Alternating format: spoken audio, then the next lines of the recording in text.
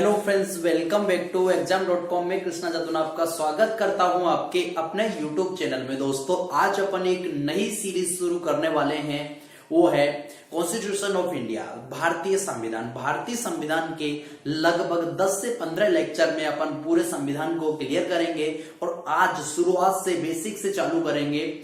बताना चाहूंगा, यदि आप इस संविधान के सभी वीडियो पाना चाहते हो तो चैनल को सब्सक्राइब कर लो और पास में बने बेल आइकन को प्रेस करके ऑल पे क्लिक कर लो ताकि आपके पास सभी वीडियो आ सके।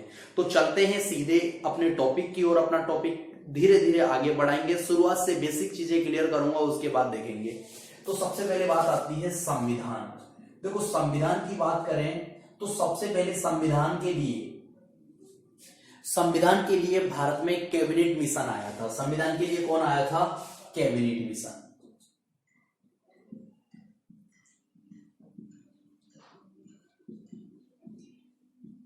कैबिनेट बोलते हैं और कैबिनेट भी बोल देते हैं। कैबिनेट मिशन आया था। अब कैबिनेट मिशन जो आया था जुलाई 1946 में आया था। जो कैबिनेट मिशन है भारत कब आया था? जुलाई 1946 को भारत आया था। इसमें 3 सदस्य थे, एबी अलेक्जेंडर,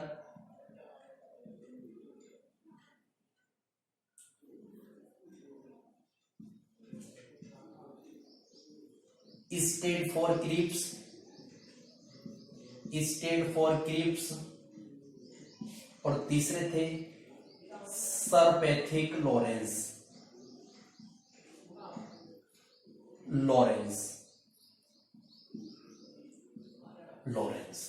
अब बात आती है कि Cripps mission cabinet mission Bharat क्यों आया था और इसकी पुकार मतलब इसकी मांग किसने की थी। तो सबसे पहले आपको बता दें, जो अपने संविधान की मांग है, संविधान की मांग को लेके सबसे पहले जो अपने संविधान में चर्चा आती है वो आती है स्वराज्य पार्टी की।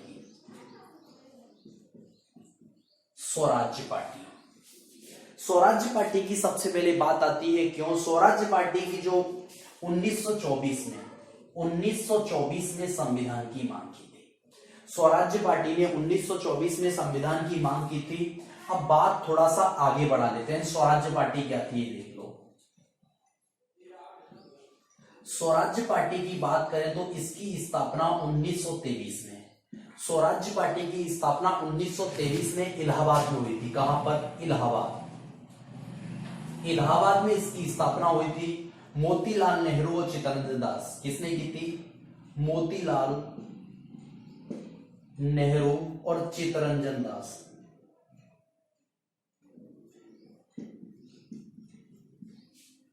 दोनों ने मिलकर इसकी स्थापना की थी इलाहाबाद में। 1923 में स्वराज्य पार्टी की स्थापना होती है इलाहाबाद में, लेकिन मोतीलाल नेहरू और चित्तरंजन दास मिलकर स्थापना करते हैं और सबसे पहले भारतीय संविधान की मांग की चर्चा आती है, वो आती है स्वराज्य पार्टी 1924।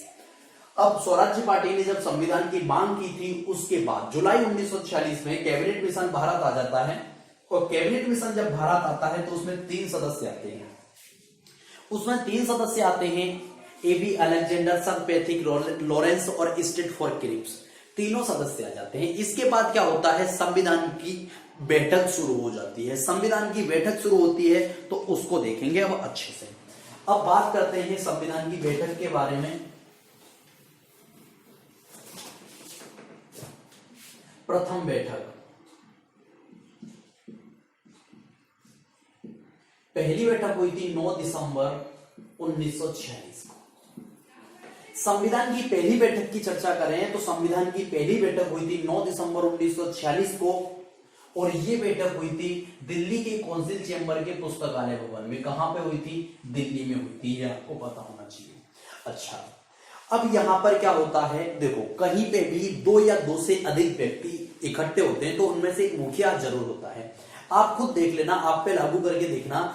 अगर आप और आपके दोस्त कहीं पे भी साथ में हैं तो वहां पे क्या होता है? उनमें से एक मुखिया जरूर होता है, मतलब एक बताने वाला होता है कि आज हमको ये करना है, मतलब आज हमें यहां पर चलना है या फिर आज ये करना है, तो उनमें से मुखिया जरूर होता है। तो कहीं पे भी 2 या 2 से अधिक व्यक्ति इकट्ठे होते हैं तो उनमें से मुखिया अवश्य होता है। ऐसे ही संविधान की जब पहली बैठक हुई थी तो यहां पर मुखिया बने थे। मुखिया मतलब अध्यक्ष। मुखिया मतलब अध्यक्ष सच्चिदानंद सिन्हा। कौन थे? सच्चिदानंद सिन्हा।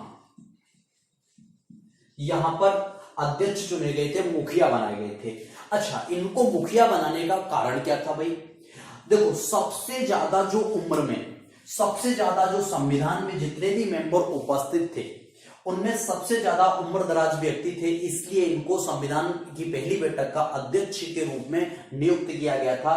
ये नियुक्त नहीं हुए थे, अस्थायी अध्यक्ष थे। ये चुनाव नहीं हुआ था इनका, अस्थायी अध्यक्ष के रूप में इनको चुना गया था, अस्थायी अध्यक्ष। ठीक है, इसके बाद क्या होता है? संविधान की दूसरी बैठक होती है। संविधान की दूसरी बैठक होती है और यह बैठक होती है इसके 2 दिन बाद, 11 दिसंबर 1946 को। 11 दिसंबर 1946 को होता है। तो जब सबसे पहली बैठक हुई थी तब इतनी तैयारी नहीं थी भारत में संविधान के लिए, लेकिन जब दूसरी बैठक होती है तो भारत थोड़ा सा डेवलप हो गया था, इससे थोड़ा सा परिचित हो गया था, संविधान सभा से थोड़ा सा परिचित हो गया था और यहां पर स्थायी अध्यक्ष चुन लिया गया। स्थायी अध्यक्ष चुन लिया गया। स्थायी अध्यक्ष बनते हैं डॉक्टर राजेंद्र प्रसाद। डॉक्टर राजेंद्र प्रसाद स्थायी अध्यक्ष बनते हैं, जिनको बिहार का गांधी भी बोला जाता है और आगे जाके यही देश के पहले राष्ट्रपति भी बनेंगे। तो आपको पहली बैठक क्लियर होगी। पहली बैठक बहुत इंपॉर्टेंट डेट है, 9 दिसंबर 1946 को पहली बैठक होती है। कहां होती है? दिल्ली के कौंसिल चैम्बर के पुस्तकालय भवन में होती है। और पहली बैठक में अध्यक्ष कौन था? सच्चिदानंद सिन्हा, अस्थायी अध्यक्ष थे। एग्जाम में पूछा जा सकता है कि सच्चिदानंद सिन्हा किस प्रकार के अध्यक्ष थे, तो टेम्परेरी बोल सकते हैं, अस्थायी अध्यक्ष थे। संविधान की दूसरी बैठक की बात करें तो ये बैठक होती है 11 दिसंबर 1946 को। यहां पर स्थायी अध्यक्ष के रूप में चुन लिया जाता है किसको? डॉक्टर राजेंद्र प्रसाद को। यहां तक क्लियर। अब चलते हैं संविधान की तीसरी बैठक। संविधान की तीसरी बैठक में देखते हैं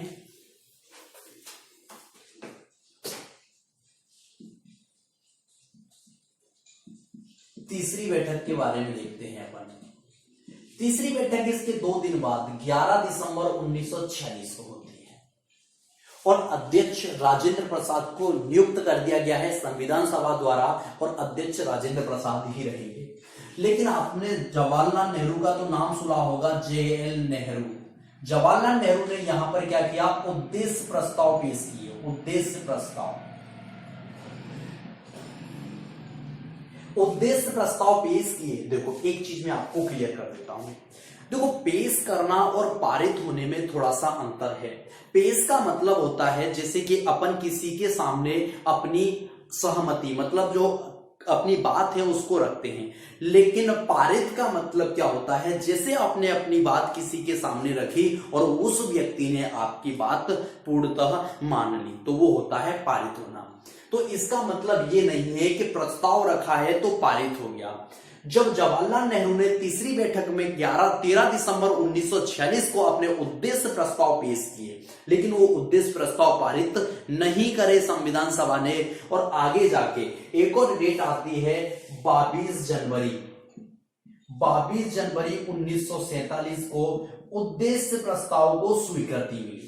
मतलब संविधान सभा ने जो उद्देश्य प्रस्ताव 13 दिसंबर 1946 को पेश किए थे कि जवाहरलाल नेहरू ने, उनको अनुमति कब मिली? 22 जनवरी 1947 को अनुमति मिलती है और ये पारित हो जाते हैं। तो यहां से 2 प्रश्न आपके लिए बहुत इंपॉर्टेंट हैं कि उद्देश्य प्रस्ताव किसने पेश किए? तो जवाहरलाल नेहरू ने पेश किए। कब पेश किए? तो 13 दिसंबर 1946 को पेश किए। उद्देश्य प्रस्ताव को स्वीकृति कब मिली? तो 22 दिसंबर 1947 को मिली। यहां तक क्लियर हुआ होगा। अब चलते हैं थोड़ा सा आगे। चलते हैं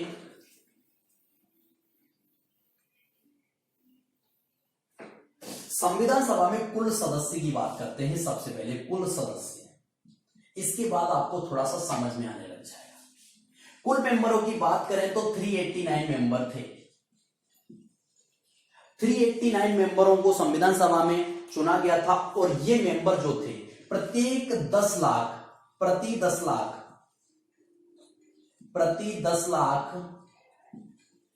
पर एक बना था।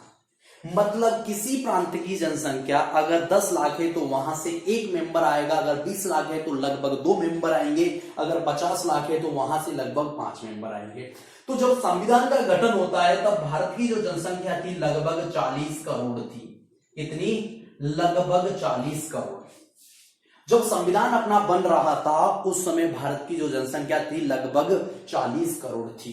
यहां तक आपका क्लियर हुआ होगा। अब चलते हैं आगे थोड़ा सा। जो 389 मेंबर थे वो कैसे कैसे थे ये देखो। 389 मेंबर की बात करें तो इसमें से 292 292 ये थे संयुक्त प्रांत या अंग्रेजी प्रांतों के। किसके? अंग्रेजी प्रांतों के।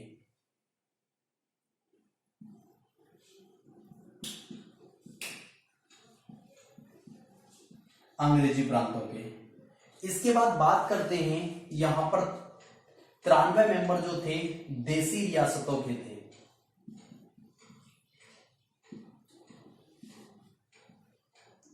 यहां पर जो 4 मेंबर थे वो थे संयुक्त प्रांत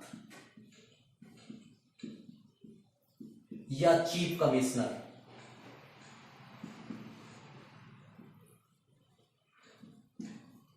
ठीक है, तो इस कंडीशन से 389 होते हैं 292 93 और 4। अगर आप इनको जोड़ोगे तो इनका सम कितना आएगा 389। तो आपको पता होना चाहिए, देखो भारत पूर्णतः भारत पर शिकंजा था किसका?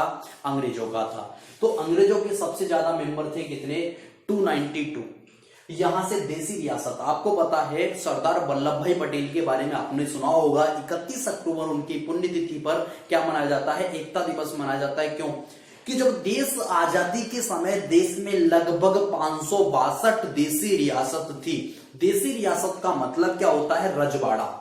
रजवाड़ा आप समझ रहे होंगे मेरी बात को। रजवाड़ा जहां पर राजाओं का बाड़ा, मतलब राजाओं का वास रहता था, राजाओं का अधिकार रहता था, उसको बोलते थे रजवाड़ा। ठीक है, यहां तक आपको 389 मेंबर क्लियर होते हैं। अब थोड़ा सा एक बेसिक चीज और बता देता हूं आपको। इन मेंबरों में कांग्रेस के कितने थे ये और आपको ध्यान रखना है। ये तो एक अलग पॉइंट है। अगर एक और पॉइंट की बात करें, 208 मेंबर कांग्रेस के थे। 208 मेंबर कांग्रेस के थे। 73 मेंबर मुस्लिम लीग,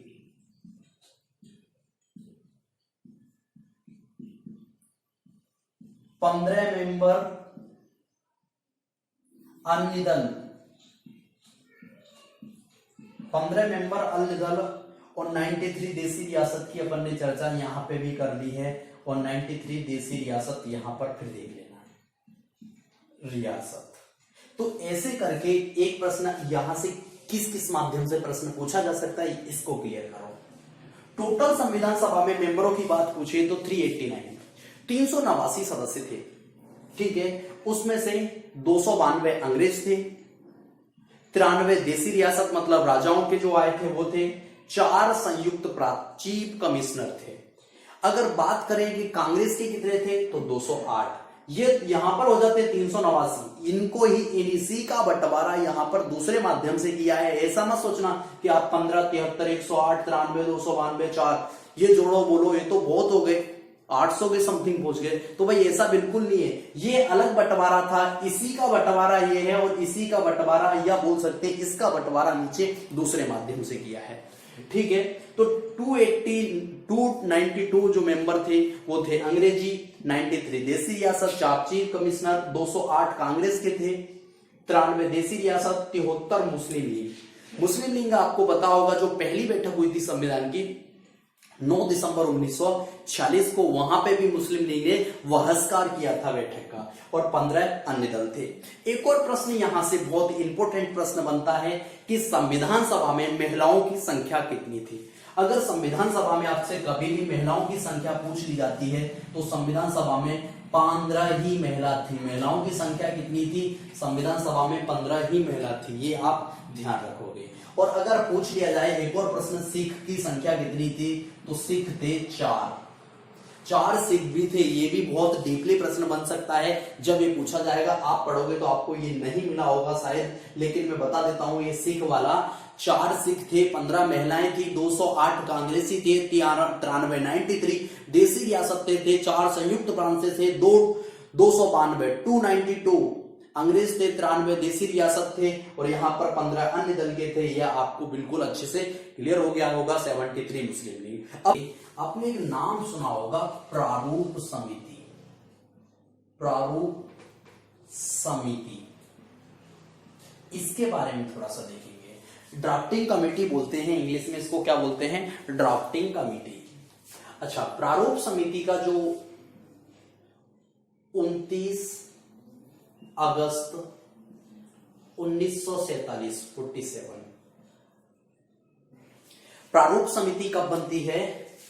29 अगस्त 1947 को ये प्रारूप समिति बनती है। अच्छा, प्रारूप समिति का सबसे पहले आपको बता देता हूं कि आपने थोड़ा बहुत हो सकता है कि इसके बारे में इधर उधर से सुना होगा या पढ़ा होगा। मैं आपको आज क्लियर कर देता हूं कि प्रारूप समिति क्या थी और कैसे कैसे काम किया था। प्रारूप समिति के जो हेड थे, मतलब अध्यक्ष थे, वो थे B.R. अम्बेडकर।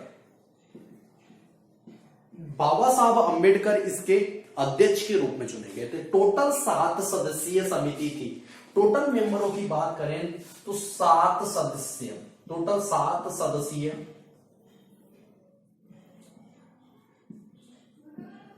प्रारूप समिति में टोटल 7 सदस्य थे और 7 में से एक थे बाबा साहब अम्बेडकर। अब ये प्रारूप समिति का सुझाव कहां से आया था? तो आपने सुना होगा संविधान के सलाहकार, संविधान के सलाहकार B.N. राव। B.N. राव तो बहुत ही इंपॉर्टेंट व्यक्ति हैं भाई। B.N. राव के बारे में बेनेगल रामाराव बोला जाता है, बेनेगल रामाराव भी बोला जाता है इनको। अच्छा, अब B.N. राव ने जब संविधान का प्रारूप किसने तैयार किया था? तो B.N. राव ने तैयार किया था। जो ड्राफ्टिंग कमेटी है वो किसने तैयार की थी? B.N. राव ने की थी। और संविधान का मसौदा किसने तैयार किया था? B.N. राव ने तैयार किया था। और संविधान का प्रारूप जो दिया था B.N. राव ने दिया था। संविधान का संवैधानिक सलाहकार कौन है? तो वो है B.N. राव। बेनेगल रामाराव आपने सुना होगा। अंतरराष्ट्रीय न्यायालय में जज बनने वाले पहले भारतीय की बात आती है तो वही बेनेगल रामाराव है। अध्यक्ष की बात आती है वो नागेंद्र सिंह थे, लेकिन अंतरराष्ट्रीय न्यायालय में पहले जज बनने वाले व्यक्ति यही हैं। और सबसे ज्यादा योगदान इन्हीं का है संविधान में। लेकिन जो 389 मेंबर थे उन मेंबरों में से कहीं पे भी इनकी चर्चा नहीं है। 389 में ये नहीं थे, ये भी एक इंपॉर्टेंट प्रश्न है। तो जो प्रारूप समिति बनी थी इसमें 7 सदस्य थे और 7 सदस्यों के नाम लिख लेना। अंबेडकर एक हो गए, B.R. अम्बेडकर, ठीक है। दूसरे हैं N. गोपाल स्वामी,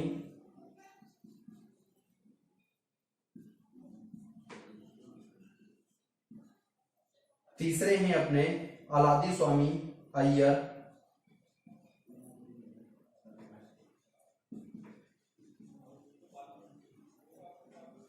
अलादी स्वामी अय्यर।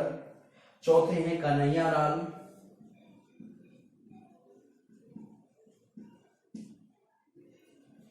पांचवें हैं मोहम्मद सादुल्ला, छठे हैं माधवराव N. माधवराव और 7वें हैं D.P. Khetan, D.P. Khetan. D.P. Khetan का इसी समय निधन हो जाता है। इसके बाद T.T. कृष्णाचारी इनकी जगह आ जाते हैं, ये आप ध्यान रखेंगे। तो जो संविधान का प्रारूप था ये B.R. अम्बेडकर ने तैयार नहीं किया था, ये ध्यान रखेंगे। प्रारूप समिति के ड्राफ्टिंग कमेटी के चेयरमैन जरूर थे, लेकिन यहां पर जो प्रारूप तैयार किया था वो B.N. राव ने तैयार किया था, ये इंपोर्टेंट प्रश्न है। और 7 सदस्यीय कमेटी के अध्यक्ष बनाया गया था B.R. अम्बेडकर को, ये ध्यान रखेंगे। B.R. अम्बेडकर हेड थे, N. गोपाल स्वामी, अलादी स्वामी अय्यर, कन्हैया लाल, मोहम्मद सादुल्ला और N. माधवराव और D.P. खेतान का निधन के बाद T.T. कृष्णाचारी को इस समिति में रखा गया था। तो टोटल मेंबर 7 थे, लेकिन एक की मृत्यु मृत्यु हो जाती है कार्यकाल के दौरान, तो टीटी कृष्णाचारी बाद में आ जाते हैं। चलो अब यहां से भीमराव अंबेडकर से 4-5 प्रश्न बहुत इंपॉर्टेंट पूछे जाते हैं।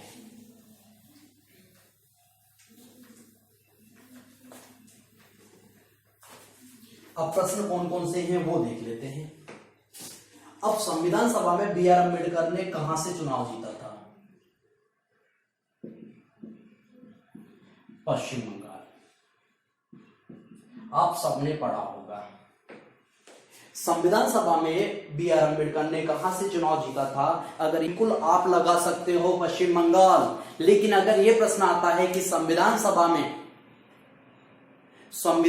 में बाबा साहब अम्बेडकर कहां से सदस्य थे, तो ये आपका गलत हो सकता है अगर महाराष्ट्र ऑप्शन में है तो। क्यों? आपने एक नाम सुना होगा जयसुर खुलना। जयसुर खुलना। अब क्या है जयसुर खुलना? जयसुर खुलना वह क्षेत्र है जहां से बाबा साहब अम्बेडकर ने पश्चिम बंगाल से चुनाव जीता था। और आपको पता है 3 जून 1947 को भारत पाकिस्तान का विभाजन हो जाता है। और विभाजन होने के बाद जो जयसुर खुलना नामक स्थान है वो पाकिस्तान में चला जाता है। कहां चला जाता है? पाकिस्तान में। पाकिस्तान में जाने के बाद अब क्या होता है? वही एरिया है जो आज बांग्लादेश के नाम से जाना जाता है, वही है जयसुर खुलना। जो आज बांग्लादेश बोलते हैं ना अपन, वही जयसुर खुलना है। 3 जून 1947 को बंटवारा देख लेते हैं। भारत पाक विभाजन, भारत और पाक का विभाजन होता है। ये होता है लॉर्ड माउंटबेटन योजना। माउंटबेटन योजना, ठीक है, ध्यान रखेंगे। भारत पाकिस्तान का विभाजन जो होता है लॉर्ड माउंटबेटन योजना के तहत होता है। और यहां पर टोटल मेंबर भारत में बचते हैं 299 मेंबर भारत में बचते हैं विभाजन के बाद। विभाजन के बाद कितने मेंबर बचे? विभाजन के बाद सदस्यों की संख्या कितनी थी? 299। ये भी बहुत इंपॉर्टेंट प्रश्न है। मतलब जब भारत पाकिस्तान का विभाजन हो जाता है भाई, तो टोटल मेंबर कितने बचते हैं? 299। अच्छा, ये प्रश्न इंपॉर्टेंट प्रश्न है। टोटल 389 थे, लेकिन बाद में कितने रह गए? 299। यहां तक आप बिल्कुल क्लियर हो गया। अच्छा, एक प्रश्न और बनता है कि विभाजन के बाद पहली बैठक कब हुई थी? जब भारत पाकिस्तान विभाजन हो जाता है, इसके बाद संविधान की पहली बैठक कब हुई थी? तो 31 अक्टूबर 1947 को। 31 अक्टूबर 1947 को पहली बैठक हुई थी विभाजन के बाद। यहां तक क्लियर होता है? विभाजन के बाद पहली बैठक 31 अक्टूबर 1947 को होती है। ये आपको क्लियर हो गया होगा। लगभग 90 सदस्य पाकिस्तान चले गए, 299 सदस्य बचते हैं भारत में। अब चलते हैं थोड़ा सा आगे, जहां पे अपन ने प्रारूप समिति को छोड़ा था उसी को देखते हैं। जयसुर खुलना का जो क्षेत्र है पाकिस्तान में चला गया। कहां पे चला गया? पाकिस्तान में। अब क्या होगा? मुंबई के बारे में आपने सुना होगा, मुंबई बोलते थे उस समय इसको। मुंबई में जब प्रधानमंत्री का पद होता था, क्योंकि किसमें आते थे? प्रधानमंत्री का पद होता तो यहां पे पीएम थे वीजी खेर। कौन थे? वीजी खेर। मुंबई के प्रधानमंत्री उस टाइम पे कौन थे? वीजी खेर प्रधानमंत्री थे। और जो अध्यक्ष आपको पता है कौन रहे थे? राजेंद्र प्रसाद। तो बेनेगल रामाराव जो मैंने आपको बताए थे, वो राजेंद्र प्रसाद से बोलते हैं कि ये क्षेत्र पाकिस्तान में चला गया, लेकिन संविधान में बाबा साहब अम्बेडकर का रहना बहुत जरूरी है। इनका योगदान, बहुत बड़ा योगदान है संविधान में, इनका रहना जरूरी है। तो अब क्या होगा? तो राजेंद्र प्रसाद फिर जो मुंबई के प्रधानमंत्री थे वीजी खेर, उनसे बात करते हैं तो वहां पर एक सदस्य से इस्तीफा दिलवाते हैं। कौन? वीजी खेर अपने मुंबई से एक सदस्य से इस्तीफा दिलवाते हैं और एक पद रिक्त किया जाता है। किसके लिए? बाबा साहब अम्बेडकर के लिए पद रिक्त किया जाता है। तो सब बंटवारे के बाद जो सदस्य बने थे बाबा साहब, वो बने थे महाराष्ट्र से, लेकिन इनका निर्वाचन महाराष्ट्र से नहीं हुआ था। अगर पूछा जाए कि संविधान सभा में कहां से निर्वाचित हुए थे, तो पश्चिम बंगाल से निर्वाचित हुए थे। लेकिन कहां से सदस्य थे? तो महाराष्ट्र से भी सदस्य थे। ये भी आपको पता होना चाहिए। अगर दोनों ऑप्शन में है और पूछा क्वेश्चन जाए कि बाबा साहब अम्बेडकर संविधान सभा में कहां से तो आप महाराष्ट्र लगाएंगे, लेकिन प्रश्न ऐसा पूछा जाए कि बाबा साहब अम्बेडकर ने चुनाव कहां से जीता था, तो पश्चिम बंगाल लगाएंगे। आपको क्लियर हो गया होगा, ये बाबा साहब क्लियर हो गए। अब क्या था, ये प्रारूप समिति ने अपना काम बखूबे अच्छी तरीके से निभा रहे थे और इन्होंने अपना काम अच्छे से निभा दिया था। अब बात आती है 21 फरवरी 1948। 21 फरवरी 1948 को क्या होता है, प्रारूप समिति ने जो प्रारूप BN राव ने तैयार करके प्रारूप समिति को उस पर चर्चा करने के लिए, उस पर देखभाल करने के लिए, क्या क्या इसमें त्रुटियां हैं वो देखने के लिए दिया था और संविधान को लिखने के लिए दिया था, वो काम तैयार करके 21 फरवरी 1948 को प्रारूप समिति के सदस्यों ने इसको पूरा करके संविधान सभा के द्वार सामने प्रस्तुत कर दिया था। कब? 21 फरवरी 1948 को। अब चलते हैं थोड़ा सा आगे। प्रारूप तैयार हो गया था, इसके बाद क्या था भाई,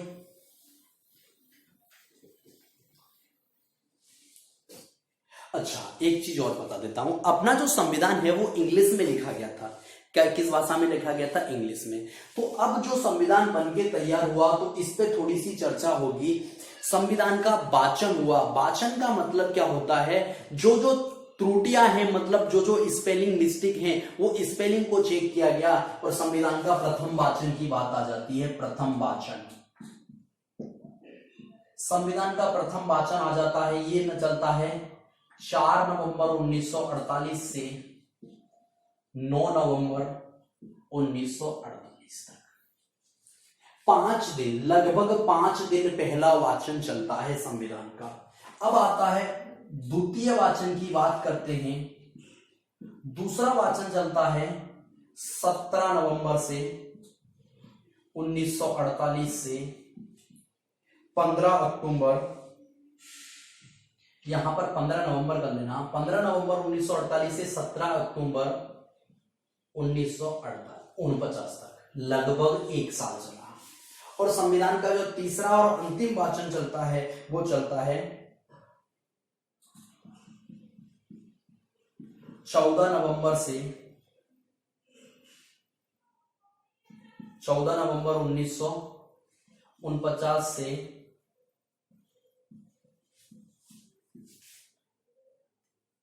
चलता है 26 नवंबर 1949, 26 नवंबर 1949 तक। तो ये संविधान के 3 वाचन हुए हैं। ये आपको पता होना चाहिए, संविधान में 3 वाचन हुए थे। पहला वाचन 4 नवंबर से 5 नवंबर 1948 में चला। दूसरा वाचन 15 नवंबर से चालू होता है 1948 में और अक्टूबर 1949, 17 अक्टूबर 1949 तक जाता है। और अंतिम वाचन जो तीसरा वाचन होता है वो चालू होता है, कब चालू होता है? 14 नवंबर को चालू होता है और 26 नवंबर 1949 तक जाता है। ये अंतिम वाचक था और ये तिथि थोड़ी सी महत्वपूर्ण हो सकती है। अब देखते हैं थोड़ा सा और। जो संविधान है टोटल 114 दिन वाचन हुआ था इसका वाचन कितना हुआ है? 114 दिन वाचन हुआ था। ऐसा नहीं कि कंटिन्यू वाचन हुआ था, 114 दिन वाचन ये पूछा गया है। और यहां पर क्या होता है, संविधान के 15 अनुच्छेद लागू कर दिए जाते हैं।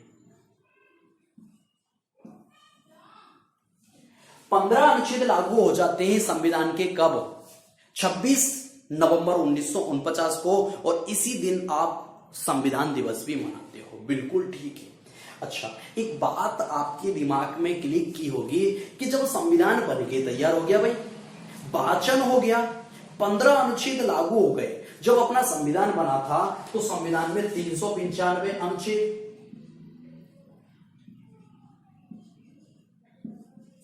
395 अनुच्छेद, 8 अनुसूची और 22 भाग थे। ठीक है, आज भी अनुच्छेदों की संख्या की बात करें 395, लेकिन टोटल भाग मिला के 495 तक। यहां पर 12 और भाग की बात करें तो 25 हो गए। जब संविधान बनके तैयार हुआ है उस समय 395 अनुच्छेद थे, 8 अनुसूची थी और 22 भाग थे।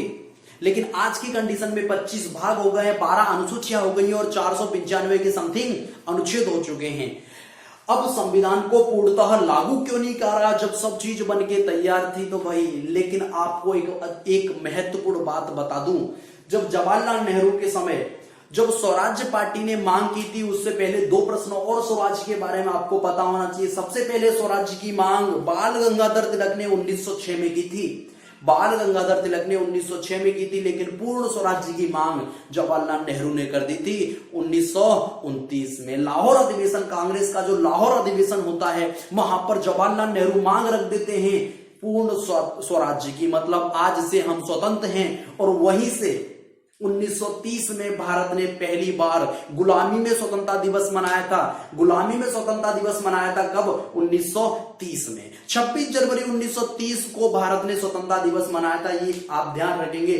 भारत को स्वतंत्रता बाद में मिली, 15 अगस्त 1947 को मिली, लेकिन भारत प्रतिवर्ष 1930, 31, 35, 36 टोटल वर्षों में 26 जनवरी को स्वतंत्रता दिवस मनाता आ रहा था।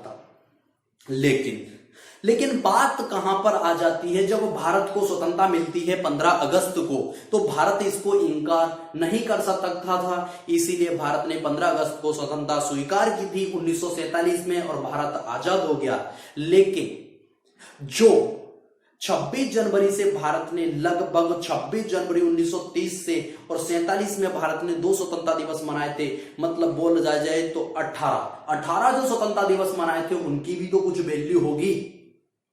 उनकी वैल्यू के बारे में देखते हुए 26 जनवरी को संविधान पूर्णतः लागू 26 नवंबर को नहीं किया गया और इसलिए यह संविधान कहां पे जाके लागू होता है? 26 जनवरी 1950 को पूर्णतः संविधान लागू होता है। ये आपको क्लियर हो गया होगा। क्यों?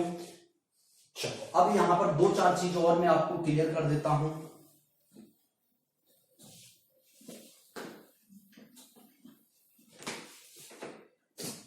अंतिम बैठक हुई थी 24 जनवरी 1950 को। संविधान पूर्णतः लागू हुआ था 26 जनवरी 1950 को। ठीक है, और 26 जनवरी 1950 को ही राजेंद्र प्रसाद राष्ट्रपति बने।